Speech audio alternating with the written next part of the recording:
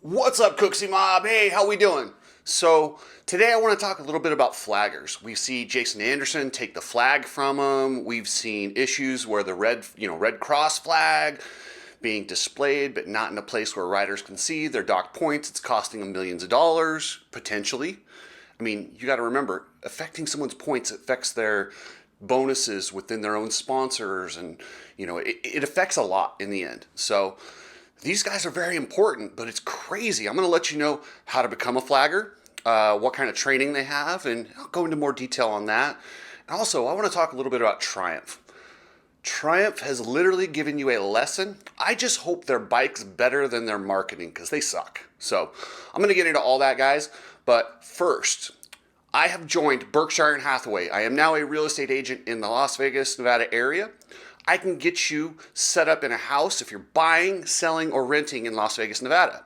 If you're anywhere in the country, hit me up. I will get you set up with a local Berkshire and Hathaway agent. And yeah, I'll get a kickback, but I'll also make sure you get an agent you can trust. So hit me up, chriscooksymedia@gmail.com, and I'm with Berkshire and Hathaway.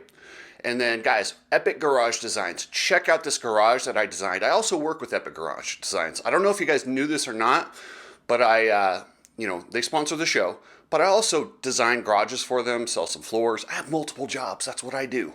And if you guys want to get in shape, hit up Coach Rob, Complete Racing Solutions.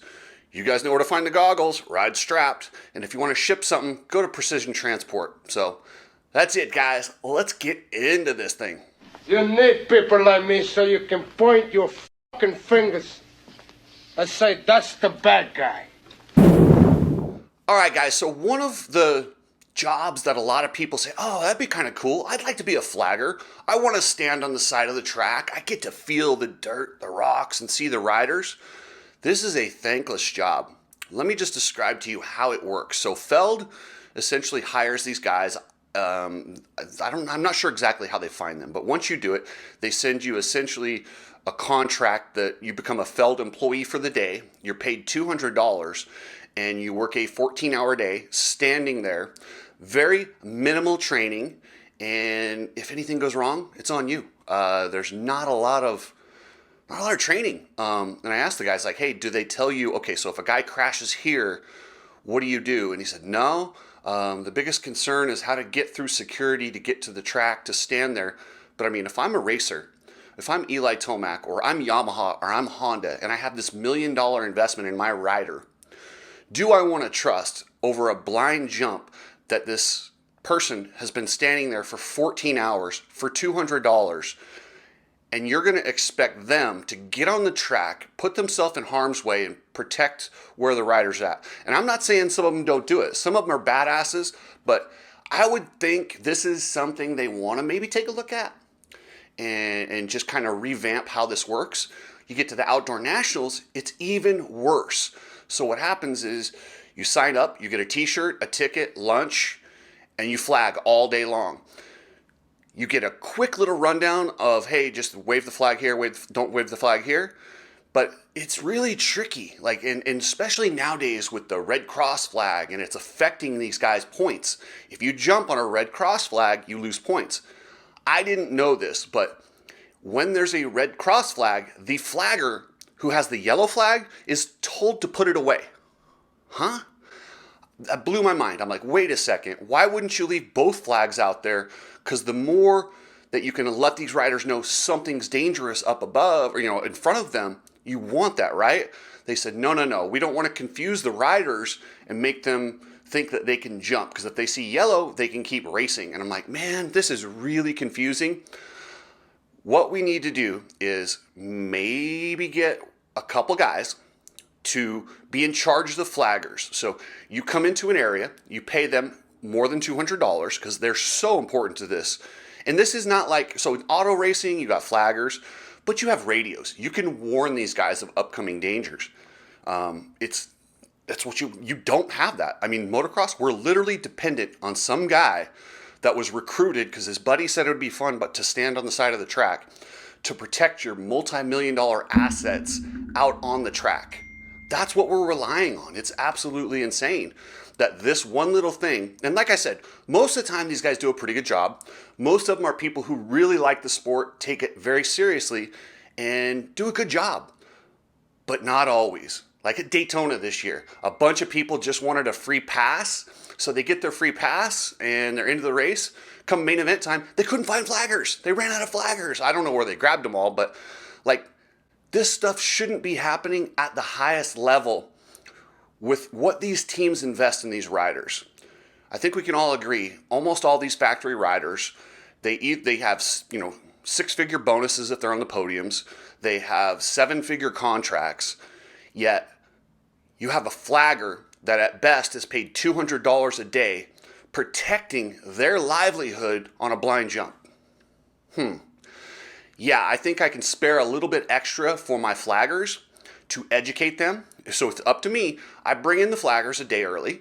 I have a couple guys on, you know, because you can't, I understand it's a lot of money to fly these guys to every round. And can you fly and travel 15 guys to all these rounds? No, but you can fly in 2 specialists to take these guys the day. So if you flag, it should be a 2-day event. You show up a day ahead of time and you go over, hey, stand here in this situation, do this in this situation. And you have to get certified in that class to understand exactly what to do when you're out on the track to be able to be a flagger and be paid a little bit more than $200. Pay them a considerable amount, because think about what it would cost to travel, like to fly somebody there. Pay them a quarter of that. You know, if it's $500 to get a guy to fly him out, to keep him overnight, let's just say every flagger's, if you had to bring your own flaggers, it's what, $700 a person? Let's pay these guys $400. Pay these guys $400 a day, then, you know, or 2 days, $400 for the half-day class, and then, you know, they can pay more. And if they did this, they would, and I almost think the factories would chip in on this. So something they want to look at. It hasn't been a major problem yet, but if we want to just nip this off before it becomes an issue, I think we should take a strong look at that. Triumph, oh my God, these guys suck. Their marketing's awful. Showing a frame, having Ricky pretend like he's leaking stuff is the dumbest idea I've seen in a long time. It's just not good marketing. Let me just say this. I'm pulling for Triumph. The sport needs more brands in this sport, in particular, good brands that invest and hire riders and do these things. That's great for the sport. I'm all in. I love Triumph. But, man, they suck at marketing. And the spy photos I saw of the bike, I don't want to judge it yet, because maybe it's awesome. Maybe they're going to be the best bike out there. But the spy photos that Travis from Moto Aftermath released, that thing looks like an SSR. I don't know, man. I'll tell you what, guys. They got their work cut out for them. And I will say, bringing on Ricky Carmichael as their spokesperson, could you pick a more unlikable guy? I'm just saying. And, I mean, God, he sucks. But Triumph, I'm pulling for you. Please get it together. And maybe if you don't know the answer to things, don't ask Ricky. Go over to Bobby Hewitt. Bobby Hewitt knows his shit. This guy knows what he's doing in this sport, and he will guide you guys the right way. I know he can run a race team. I would guess he could probably do your marketing better than most people. And if you want to do this secret thing, be a little bit better at it. That's great that Travis got these kind of spy photos. They're kind of blurry. I actually like that. But not when you have it combined with Ricky doing the same thing with the frame. It looks too, I don't know, man. It's just a miss. It's a complete miss. I would rather they be more transparent. Tell us what's going on. Get the stuff out there. But with that said, I can't wait to see Jalek Swoll on that bike next year. Michael Mosman. Hopefully they can come in and be competitive and sell some bikes and be another contributor in the sport. So remember, guys, subscribe. If you need a real estate agent, I'm your guy. And go to Epic Garage Designs. I appreciate it, guys. Have a good day.